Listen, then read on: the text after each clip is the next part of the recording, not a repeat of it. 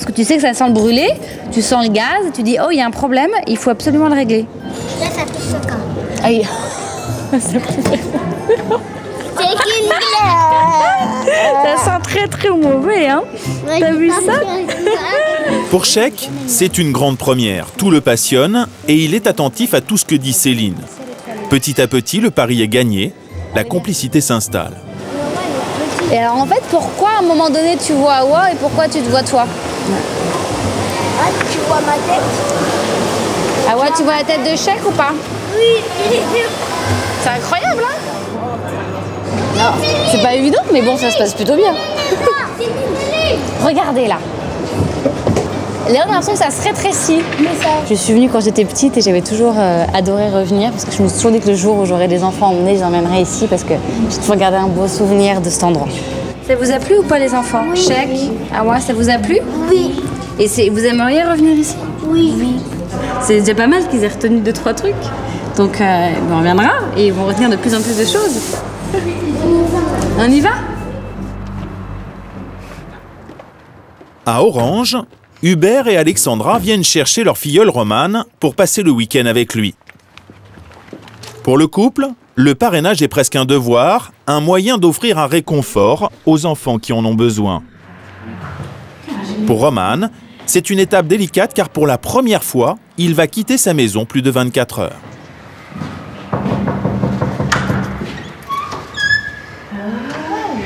Salut.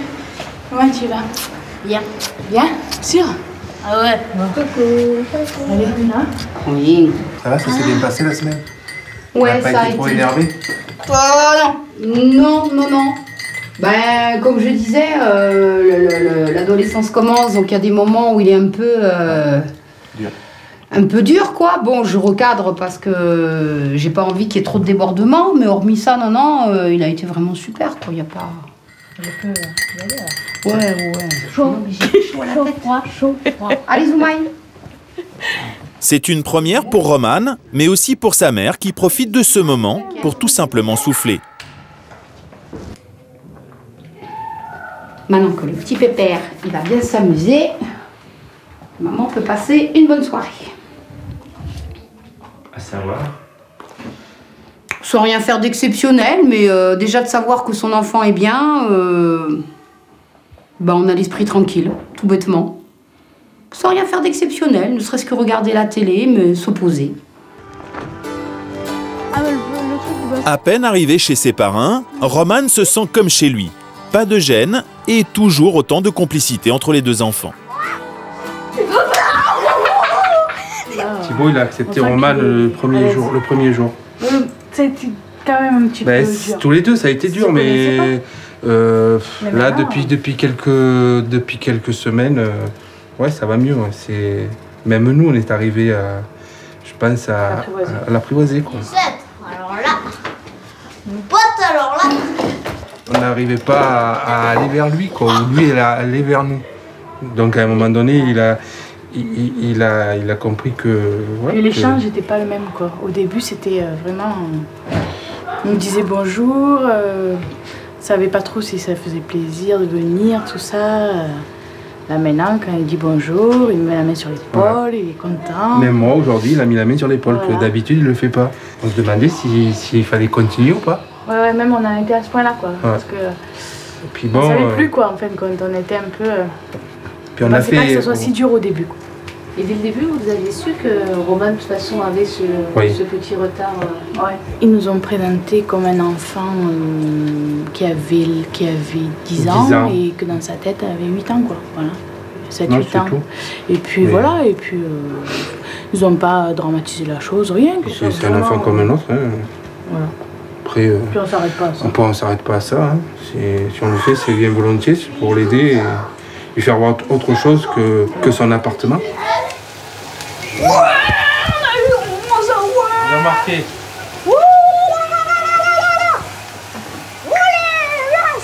Enfin, un essai, ça il faut 5 points. 11 à 13. Fin du week-end pour Bellarmina, la mère de Charlet. Elle retrouve son fils et son parrain qui est invité à rester pour le dîner. Je lui ai lavé les cheveux, c'est pour ça. Gérard assume son rôle jusqu'au bout. Il aide Charlet à terminer ses devoirs. Dans la cuisine, Bellarmina finit de préparer le repas. On partage nos enfants avec quelqu'un d'autre. Hein. Et après, c'est l'attachement, ils s'attachent beaucoup aux parents. Et c'est ça le plus dur. Savoir que les enfants en profitent. Et après, plus tard, qu'ils nous disent j'ai connu ça, mais c'est pas toi qu'on me l'a offert. Après le dîner, petite tension entre Charlet et sa maman. Tu me donnes ce téléphone, tu l'auras plus. Et tu venais, si tu vois jouer avec mon téléphone dans le lit, tu prends. Je te le prends. Le jeune garçon joue les fortes têtes, malgré la présence de son parrain. Je te le repique et tu l'auras plus. Tu sais, il joue pendant qu'il dort, mais il se dort très tard. Ouais, il a du mal à obéir. Mais bon, elle en a 3. Hein. C'est multiplié par 3 le problème. Ah, écoute, ça va. Tiens. Max, ton portable, s'il te plaît. Masquebine, Charles, ton cartable, il est fait? Oui, le plan encore. Et tu me parles de l'autre façon parce que tu prends une. Bien, bien. Comme s'il faisait partie intégrante de la famille, Gérard décide d'intervenir. Qu'est-ce que je te dis que je voulais pas que tu parles de ta mère comme ça? Ouais. Tu lui parles pas mal comme tu parles. D'accord? Tu m'as compris? Allez, faire une bise. On va faire une bise à t'en fais-moi plaisir. S'il te plaît. Allez, salut, je te fais une bise. Allez où? Allez, Pauli, Charlet. Charlet. Dépêche-toi, Charles. Voilà, c'est bien. Allez, bonsoir. Non, mauvaise nuit. Ne fais pas semblant, allez. Le rôle du parrain, c'est d'éviter que l'enfant rentre en conflit avec sa mère, lui expliquer ce que sa mère lui a dit, ce que sa mère a fait. C'est pour son bien, c'est pas pour le punir, c'est pas pour le... C'est pour son bien. Ah, il est nerveux, hein. Aujourd'hui, il est énervé. Ouais. Tu l'as énervé. Tu l'as mis en colère. Bah oui, comme toujours. Mais rentre bien. Au revoir. Le lendemain matin, à Orange, Romane se réveille. La nuit s'est bien passée, pas de cauchemar, pas de peur. Bonjour. Son parrain, facteur, décide d'emmener son filleul avec lui pour faire la distribution du courrier. Le facteur. Ouais. On fait un tour chacun. Tu me portes ça? Voilà, allez. Une main sur l'épaule, petit geste anodin, d'une confiance qui s'établit. On peut dire le maire, non? Ah ben oui, mais le maire il est parti, on l'a pas vu. En fin de matinée, avant de se quitter, la marraine et les deux enfants profitent d'un dernier moment de complicité. Pour Romane, ce premier week-end est réellement positif. Il a retrouvé le sourire et la sérénité. À présent, il sait que ses parrains seront toujours là pour l'aider.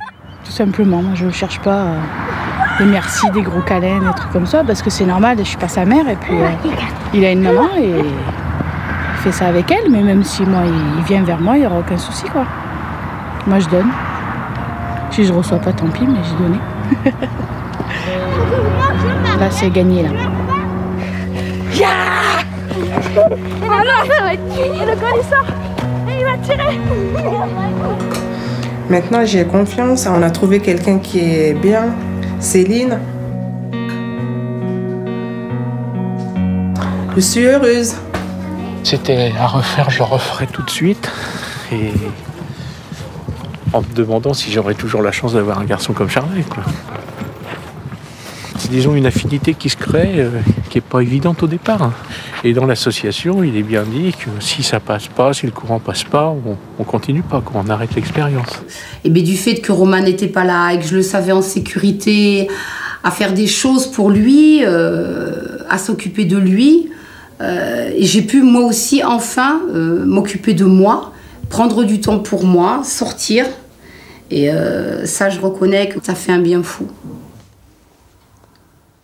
Catherine Angelet, bonjour. Bonjour. C'est à vous que l'on doit l'association Parrain par 1000, parce que vous-même, à un moment donné de votre vie, vous avez été parrainée.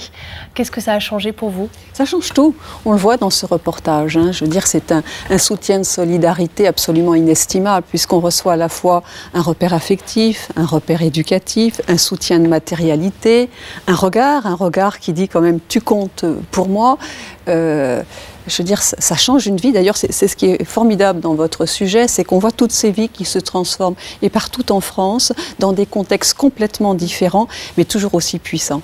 Vous dites un enfant a toujours besoin d'être relié, que ce soit par les liens du sang ou pas? Ça n'existe pas d'être par exemple enfant de la DAS ou l'enfant de personne. On est toujours l'enfant de quelqu'un, d'abord sur le plan biologique, mais également sur le plan des liens, de ce que j'appelle les liens du sens, puisque finalement l'idée c'est de toujours compter pour quelqu'un, donc de sortir du néant. Alors, on connaissait ces dernières années l'idée de parrainer un enfant au bout du monde. Aujourd'hui, est-ce que les Français s'investissent plus près de chez eux? Oui, je crois que dans ce contexte de précarité, dans ce contexte où on voit que l'action de solidarité, c'est urgent. Et il est bien évident qu'on s'aperçoit que les besoins ne sont pas seulement, ils sont au bout du monde, bien évidemment, mais ils sont également en bas de chez soi, dans son immeuble, dans sa rue, dans son quartier, et qu'on peut agir tout de suite, créer des liens sans relation financière, et qu'il ne s'agit, au-delà de donner de ce que l'on a, de donner ce que l'on est. Et je crois que c'est un facteur infiniment précieux. D'ailleurs, les parrains marraines le disent. Hein. Finalement, ce sont eux qui s'enrichissent, ce sont eux qui sont heureux de ce qu'ils ont à transmettre. Oui, c'est à double sens. Absolument, et c'est pour ça que ça fonctionne. Parce que c'est vraiment le cycle de vitalité, donner, recevoir. Là, on voit dans le reportage que les enfants sont souvent issus de familles monoparentales, oui. avec des mères qui se battent pour s'en sortir. Est-ce que les enfants, finalement, aujourd'hui, c'est les premières victimes de la précarité? Ce sont les premières victimes. Je crois que les chiffres sont assez affolants. 3 millions d'enfants de parents isolés, 2 millions d'enfants en danger, près de 300 000 enfants placés. Je veux dire que donc ce travail de solidarité, ce maillage qui s'étend sur toute la France, il doit concerner non pas des milliers d'enfants, mais des millions d'enfants. Mais la bonne nouvelle, c'est que le potentiel de solidarité en France est immense et que tous ceux et celles qui ont envie aujourd'hui de s'investir, de créer des liens, ils n'attendent que ça. Alors, comment vous sélectionnez les parrains et les marraines? On a les mêmes, les mêmes mesures que n'importe quelle structure d'aide à l'enfance. Bien sûr qu'il faut apporter toute la sécurité voulue à la fois à l'enfant et à sa famille. Et notre identité, c'est d'avoir justement partout en France des psys qui suivent, non contents, qui initient le parrainage, mais qui vont l'accompagner tout au long jusqu'à la majorité, et parfois même au-delà, puisque les filleuls deviennent les parrains marraines ensuite d'autres enfants. Ils prennent le relais? Absolument. Alors en 20 ans, votre association a noué 4000 parrainages. C'est vrai que lorsqu'on s'est créé il y a 20 ans, on pouvait penser que c'était une fantaisie. Parrainer un enfant en France, on disait ça c'est curieux quand même, oui pour le tiers-monde, mais pas ici. Qu'est-ce qui était dérangeant? C'était l'idée d'enlever des enfants à leurs parents? Non, ce qui était dérangeant, c'était de dire qu'il y avait des besoins en France. Que la DAS ne comblait pas. De toute façon, elle ne peut pas, parce que ce que ça apporte, c'est de la nourriture affective, et ça, c'est pas le travail des institutions. C'est-à-dire ce qu'apportent les parrains marraines en termes d'économie sociale, en termes d'économie humaine. Personne ne peut apporter ça. Et donc aujourd'hui, votre association, elle ne vit que de bénévolat. Est-ce que c'est un souci pour vous? Oui, bien sûr. C'est un souci, c'est-à-dire que là, nous, je crois qu'on a prouvé depuis ces 20 ans et 25 ans pour ce qui me concerne que c'est immédiatement opérationnel. Je crois que s'il n'y a plus vraiment beaucoup d'enfants adoptés en France, en tout cas pour l'adoption affective, ils se comptent par millions. Et nombreux sont ceux qui veulent s'investir dans la vie d'un enfant sans nécessairement se l'approprier. Et ça, donc, on a ce potentiel-là, et je crois qu'il est urgent de lui permettre d'agir et de vivre sa vie. Merci beaucoup, Catherine Angelet, d'être venue sur notre plateau. Merci. C'est maintenant la fin de cette émission. Elle a été préparée par Valérie Troisier, Jean-Marie Tricot et Marine Vogel. Merci d'avoir été avec nous. Je vous retrouve dans 15 jours. Tout de suite, c'est Enquête exclusive. Je vous souhaite une très belle fin de soirée sur M6.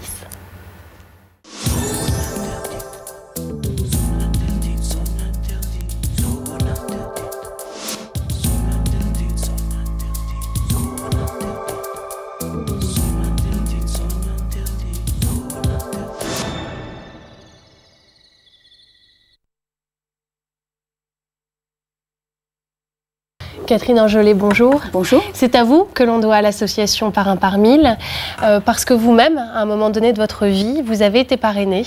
Qu'est-ce que ça a changé pour vous? Ça change tout. On le voit dans ce reportage. Hein. Je veux dire, c'est un soutien de solidarité absolument inestimable, puisqu'on reçoit à la fois un repère affectif, un repère éducatif, un soutien de matérialité, un regard qui dit quand même « tu comptes pour moi ». Je veux dire, ça change une vie. D'ailleurs, c'est ce qui est formidable dans votre sujet, c'est qu'on voit toutes ces vies qui se transforment, et partout en France, dans des contextes complètement différents, mais toujours aussi puissants. Vous dites un enfant a toujours besoin d'être relié, que ce soit par les liens du sang ou pas? Ça n'existe pas d'être par exemple enfant de la DAS ou l'enfant de personne. On est toujours l'enfant de quelqu'un, d'abord sur le plan biologique, mais également sur le plan des liens, de ce que j'appelle les liens du sens, puisque finalement l'idée c'est de toujours compter pour quelqu'un, donc de sortir du néant. Alors, on connaissait ces dernières années l'idée de parrainer un enfant au bout du monde. Aujourd'hui, est-ce que les Français s'investissent plus près de chez eux? Oui, je crois que dans ce contexte de précarité, dans ce contexte où on voit que l'action de solidarité, c'est urgent. Et bien évident qu'on s'aperçoit que les besoins ne sont pas seulement, ils sont au bout du monde, bien évidemment, mais ils sont également en bas de chez soi, dans son immeuble, dans sa rue, dans son quartier, et qu'on peut agir tout de suite, créer des liens sans relation financière, et qu'il ne s'agit, au-delà de donner de ce que l'on a, de donner ce que l'on est. Et je crois que c'est un facteur infiniment précieux. D'ailleurs, les parrains marraines le disent. Hein. Finalement, ce sont eux qui s'enrichissent, ce sont eux qui sont heureux de ce qu'ils ont à transmettre. Oui, c'est à double sens. Absolument, et c'est pour ça que ça fonctionne. Parce que c'est vraiment le cycle de vitalité, donner, recevoir. Là, on voit dans le reportage que les enfants sont souvent issus de familles monoparentales, avec des mères qui se battent pour s'en sortir. Est-ce que les enfants, finalement, aujourd'hui, c'est les premières victimes de la précarité? Ce sont les premières victimes. Je crois que les chiffres sont assez affolants. 3 millions d'enfants de parents isolés, 2 millions d'enfants en danger, près de 300 000 enfants placés. Je veux dire que donc ce travail de solidarité, ce maillage qui s'étend sur toute la France, il doit concerner non pas des milliers d'enfants, mais des millions d'enfants. Mais la bonne nouvelle, c'est que le potentiel de solidarité en France est immense et que tous ceux et celles qui ont envie aujourd'hui de s'investir, de créer des liens, ils n'attendent que ça. Alors, comment vous sélectionnez les parrains et les marraines? On a les mêmes, les mêmes mesures que n'importe quelle structure d'aide à l'enfance. Bien sûr qu'il faut apporter toute la sécurité voulue à la fois à l'enfant et à sa famille. Et notre identité, c'est d'avoir justement partout en France des psys qui suivent, non contents, qui initient le parrainage, mais qui vont l'accompagner tout au long jusqu'à la majorité, et parfois même au-delà, puisque les filleuls deviennent les parrains marraines ensuite d'autres enfants. Ils prennent le relais? Absolument. Alors en 20 ans, votre association a noué 4000 parrainages. C'est vrai que lorsqu'on s'est créé il y a 20 ans, on pouvait penser que c'était une fantaisie. Parrainer un enfant en France, on disait ça c'est curieux quand même, oui pour le tiers-monde, mais pas ici. Qu'est-ce qui était dérangeant? C'était l'idée d'enlever des enfants à leurs parents? Ce qui était dérangeant, c'était de dire qu'il y avait des besoins en France. Que la DAS ne comblait pas. De toute façon, elle ne peut pas, parce que ce que ça apporte, c'est de la nourriture affective, et ça, c'est pas le travail des institutions. C'est-à-dire ce qu'apportent les parrains marraines en termes d'économie sociale, en termes d'économie humaine. Personne ne peut apporter ça. Et donc aujourd'hui, votre association elle ne vit que de bénévolat. Est-ce que c'est un souci pour vous? Oui, bien sûr. C'est un souci, c'est-à-dire que là, nous, je crois qu'on a prouvé depuis ces 20 ans et 25 ans pour ce qui me concerne que c'est immédiatement opérationnel. Je crois que s'il n'y a plus vraiment beaucoup d'enfants adoptés en France, en tout cas pour l'adoption affective, ils se comptent par millions. Et nombreux sont ceux qui veulent s'investir dans la vie d'un enfant sans nécessairement se l'approprier. Et ça, donc, on a ce potentiel-là, et je crois qu'il est urgent de lui permettre d'agir et de vivre sa vie. Merci Catherine Angelet d'être venue nous parler sur ce plateau. C'est maintenant la fin de cette émission. Elle a été préparée par Valérie Troisier, Jean-Marie Tricot et Marine Vogel. Merci d'avoir été avec nous. Je vous retrouve dans 15 jours et je vous souhaite une très belle fin de soirée sur M6.